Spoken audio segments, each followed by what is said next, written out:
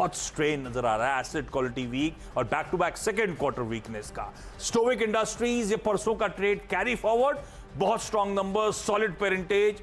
बाजार मुझे लगता है यहां से और सॉलिड रीरेटिंग स्टॉक की करता हुआ नजर आएगा। चलिए, मेरी टीम में क्विकली नजर डालिए और यहाँ पे भी नतीजों की भरमार है और उसी के आधार पर टीम में बहुत सारे स्टॉक्स आपको देखने को मिलेंगे। Polycab, oriental, IEX, NXT digital, ये सब बहुत शानदार नतीजे इन्होंने पेश किए, इसलिए खरीदारी की सलाह है। एनएक्सटी डिजिटल में 300 रुपये पे राइट्स इशू भी आ रहा है। अम्बालाल सारा भाई दवा बनाते हैं एपीआई और उसके लिए इसमें खरीदारी की जा सकती है। टोरेंट फार्मा को एलाई लिली की तरफ से एक रॉयल्टी फ्री कॉन्ट्रैक्ट मिला है दवा बनाने का, वो फ़ायदे में है। किर्लोस्कर वर्धमान स्पेशल स्टील और इसके साथ ही जो पावर प्ले के स्टॉक एशियन पेंट और यूपीएल होगा वो, उसमें बहुत अच्छे नतीजे आए। तो जिनके नतीजे अच्छे हैं वहाँ पे खरीदारी की सलाह है।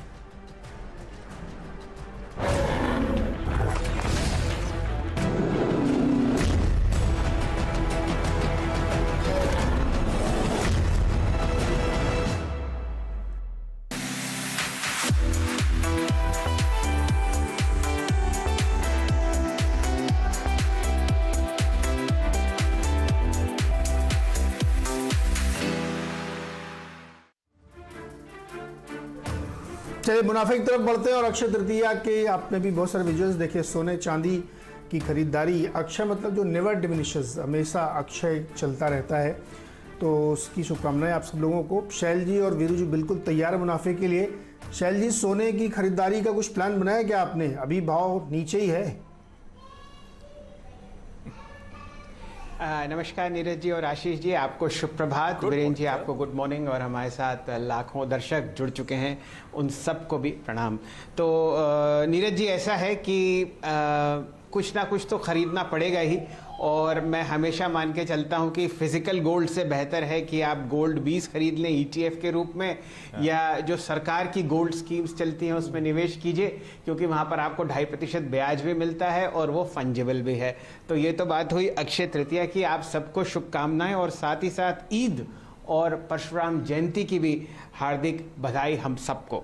चलिए, बाजार पर ध्यान देते हैं, मुनाफे की तैयारी और पहला सौदा में हम लोग कदम रख चुके हैं। आप सबका स्वागत है और मैं आप दोनों की सीधा सौदा टीम्स देख रहा था, आशीष जी और नीरज जी।